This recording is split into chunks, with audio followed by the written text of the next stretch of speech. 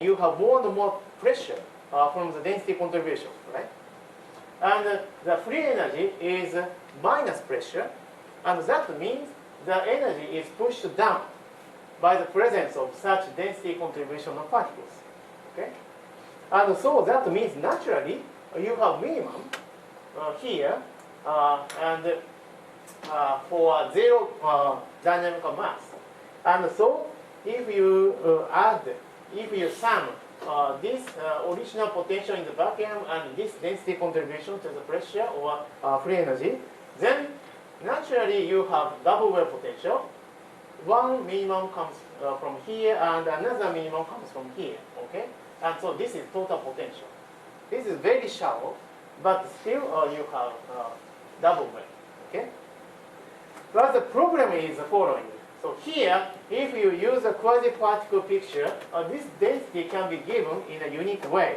Okay? This is of course based on some model picture, but that is quite reasonable. Okay? What you use is simply the quasi-particle description. Okay? So in this sense, this matter contribution has almost no ambiguity, but this vacuum potential, this has a lot of ambiguity. Why? Because so this is the potential describing the vacuum situation of hadron physics. Okay? That means this potential can be constrained by pion mass, pion decay constant, sigma mass, etc., etc. But all those information are relevant to this point only, because we sit in this point. Okay? So this is a physical point. But the information we need is actually this part. And this part has lots of ambiguity depending on the choice of the model. If you use an NJM model or if you use a linear sigma model, this curvature is completely different. And so this ambiguity is so big, and this is completely, the information in unphysical world. We cannot access to this point. Okay? So the total potential has lots of ambiguity here. And so if this curvature is very strong, okay?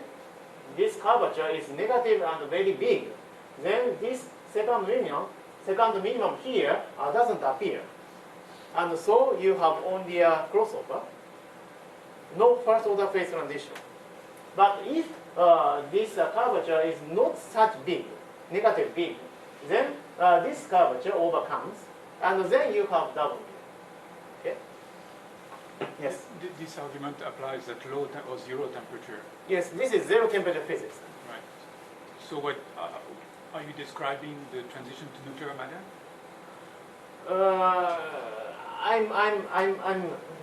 Yes. So this is actually the situation for Quark matter, but of course this consideration can be applied to nuclear matter, and that is actually the next subject here. Okay. So in fact, so this potential picture can be viewed from a little bit different perspective that we can get from conventional nuclear physics wisdom. Okay. So in nuclear physics, we know that the energy per particle looks like this as a function of density. Okay. And so this is so-called the saturation point. And nuclear matter should exist at this point that we know from the experimental data. And so this saturation density and this binding energy, so they are all known from experiment, or this kind of the fit of Weizsäcker-Bethe mass formula. Okay, this volume term gives you the binding energy of the nuclear matter. And interestingly, this shape of energy per particle describes already the first order phase transition. Okay? Or in other words, if you have self-bound fermionic system, you inevitably have a first order phase transition. Okay? Because this is self-bound system, so if you want to describe some dilute system, what you get is a mixed phase. Okay? Locally, the density is accumulated according to this most stable density. Okay? And then such mixed phase, mixed situation is of course the characteristic nature of the first order phase transition. Okay?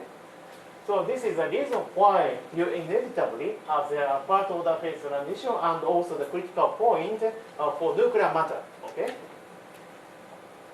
And in fact, okay, this point, this saturation condition is exactly equivalent with the condition to have first order phase transition. Okay, the first order phase transition means that you have zero pressure difference. Okay, or the energies of two states must be balanced. Okay, and that is equivalently, the pressure difference is zero. Okay, and in fact, if you want to locate this stable point by taking the differentiation of energy per particle with respect to density, okay, then using the thermodynamic relations, you can prove that this condition, this must be zero at this point, and that is equivalent to the condition to have zero pressure difference. That is the first order phase transition. Okay. So in fact, so for nuclear matter, of course you have first order phase transition, and for Quark matter, if the energy per particle looks like this, then you have Quark droplet, okay, the stable self-bound Quark matter. Okay, then you have first order phase transition naturally, in the same way as nuclear matter. But this is too strong statement. Okay, you don't have to have this situation exactly the same as nuclear matter, but okay, if you have this metastable state, this is good enough to have first order phase transition, because okay, at this point in any case you have this condition. Okay, so this point, the existence of this minimum already guarantees the existence of the first order phase transition. Okay, so in fact, the argument to have the QCD critical point assumes this behavior for Quark matter. Okay? But of course, we don't know what should be the answer.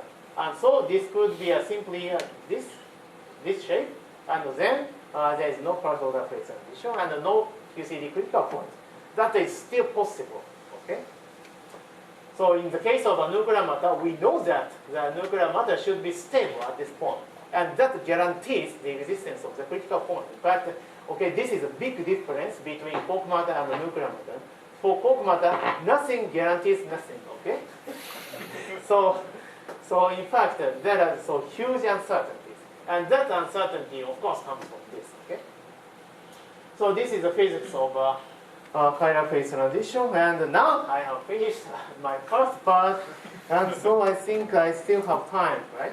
Yes, till 12:30, yes? Okay, so I still have 45 minutes, and so let's go into part 2. But before that, if you have any urgent question, then I'm happy to answer. Yes? On the previous slide, you got the condition for P was 0. Yes. And what is the interpretation? How do you link this into a first order phase transition? You say P is the potential, the pressure difference? Yes. I thought it's just the pressure at the minimum. Well, okay, so I little bit simplify the argument here, but okay, so this energy, this single particle energy is actually the energy difference between two states, the broken and the symmetric states. And in fact, okay, but in the case of a nuclear matter, so this is actually the phase transition from empty, nothing, to some finite density environment. Okay, and so for this expression, I assume such situation of the phase transition from empty to something finite. Okay, and in that case, of course, the empty state has zero pressure, right? So this is okay. Strictly speaking, the pressure difference. So any other? Okay, then let's go to part 2.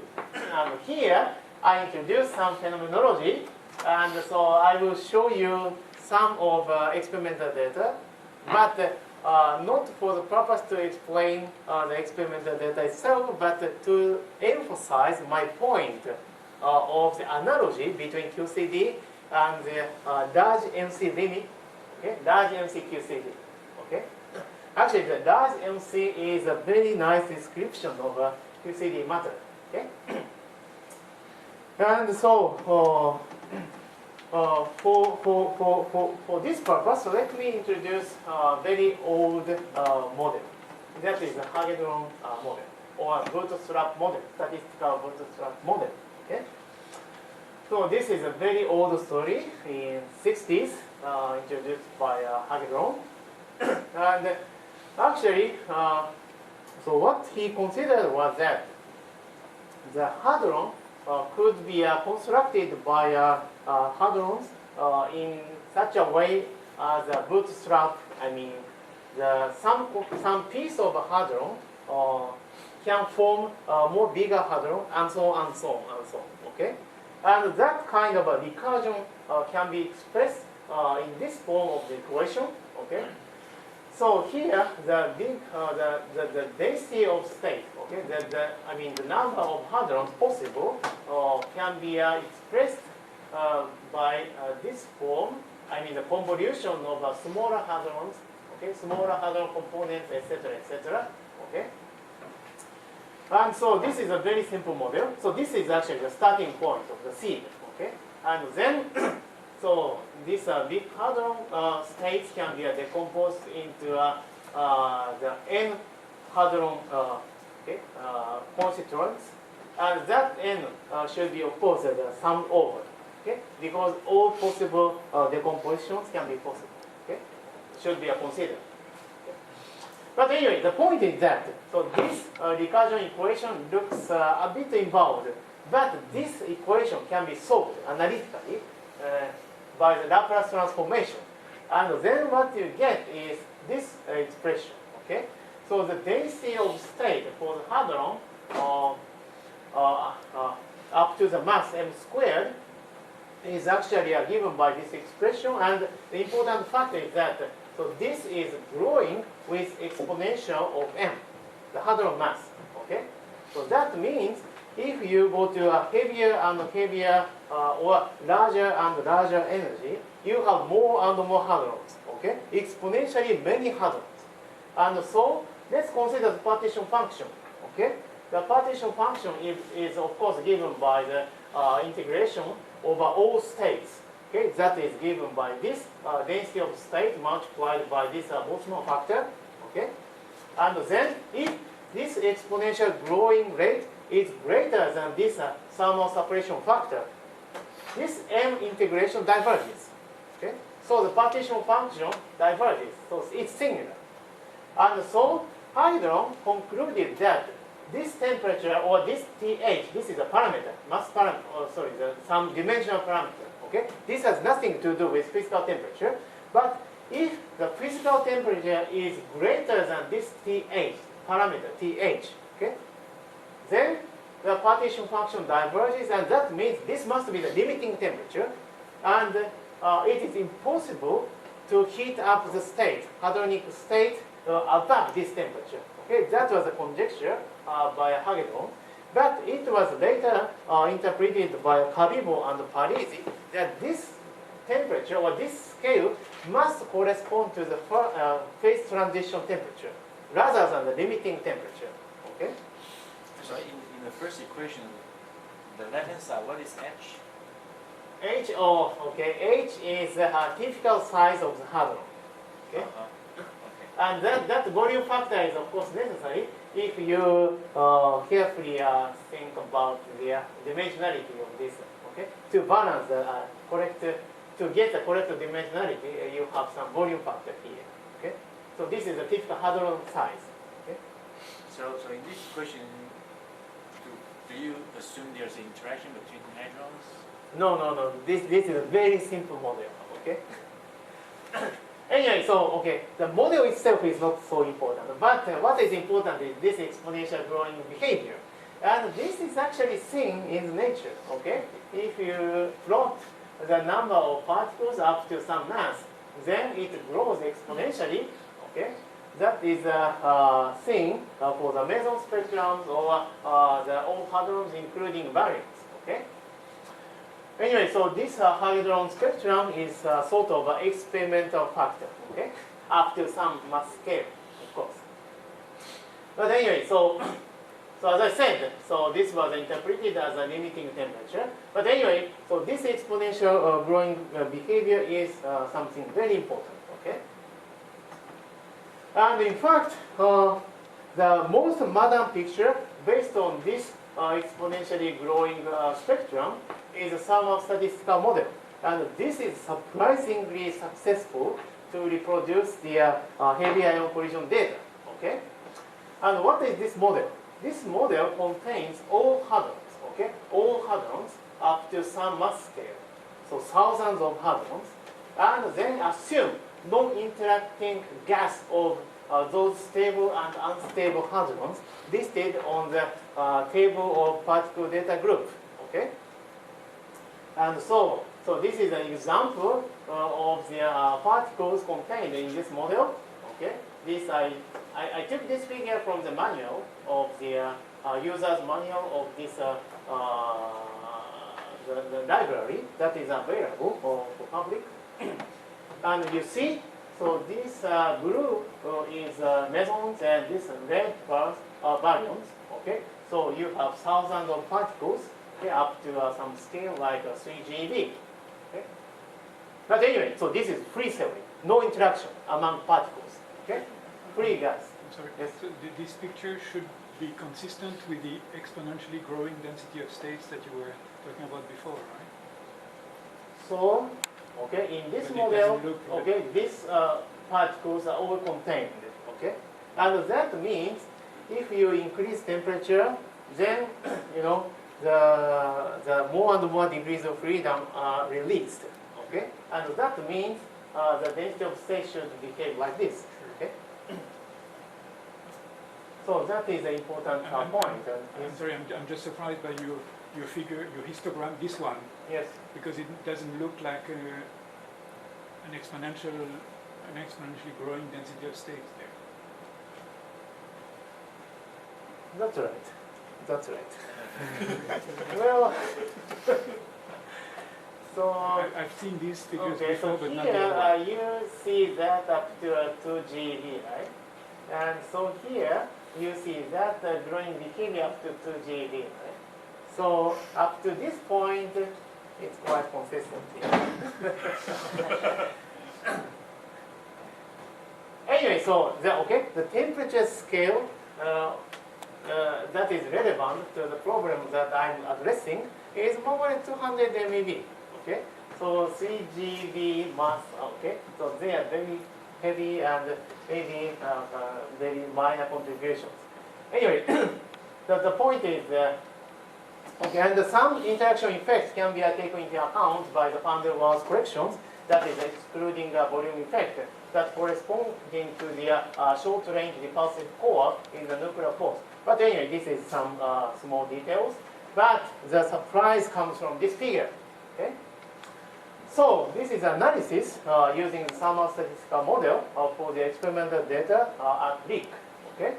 So at leak, you can measure the yields of various particles, pi plus, pi minus, k plus, k minus, proton, antiproton, lambda, anti-lambda, etc., etc., etc. Okay, but the point is that okay, all these yields can be fitted by thermal statistical model with only two parameters.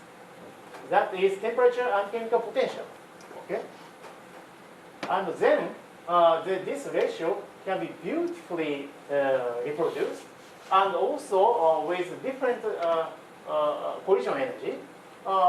This fit works well, very well, with different temperature and chemical potential.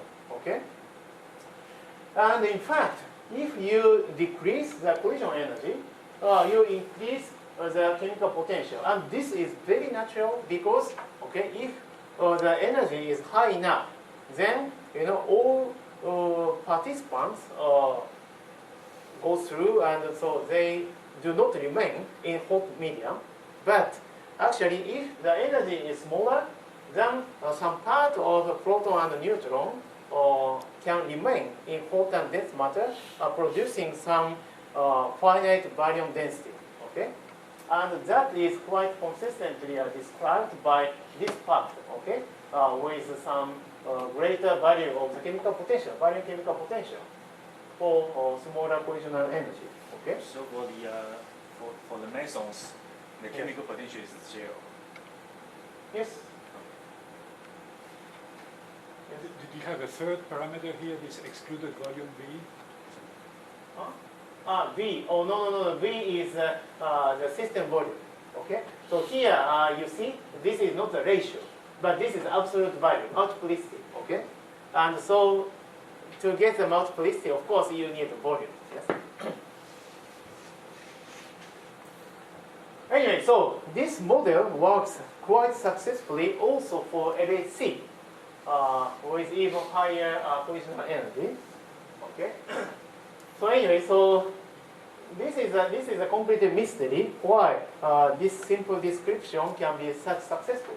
But anyway, this gives you a very convenient interpretation or translation between the collisional energy and the temperature and the chemical potential. Okay, as a function of the collisional energy, you can get some temperature read from this peak. Okay. And also, in the same way, as a function of the collisional energy, you get chemical potential. And as I said, if you go to a smaller and smaller collisional energy, you have a larger and larger chemical potential. Okay, this is quite reasonable. And so you can make this kind of plot. Okay, by putting dots read from the thermal statistical model fit. Okay, at various collisional energies. So this dot or this curve should describe the temperature and the density at which the chemical compositions are fixed. Okay. So after the collision, the temperature could be even much higher, or chemical potential could be something different. But according to the hydrodynamic flow or expansion, the temperature is decreasing as a function of time, and at some point, this chemical composition should be fixed because of the if the system becomes dilute and more dilute, the interaction effects are not so important anymore, and then the chemical composition should not be changed anymore after some point. Okay, and that point, okay, this temperature should describe the temperature at that point where interaction effects are dropped. Okay, and this point is called chemical freeze-out point. Okay, because this chemical compositions are frozen, so to speak. Okay, so this is the freeze-out point, and this is a chemical freeze-out curve. Okay, this chemical freeze-out curve may not have any relation to the phase boundary. Okay, so they are completely different definitions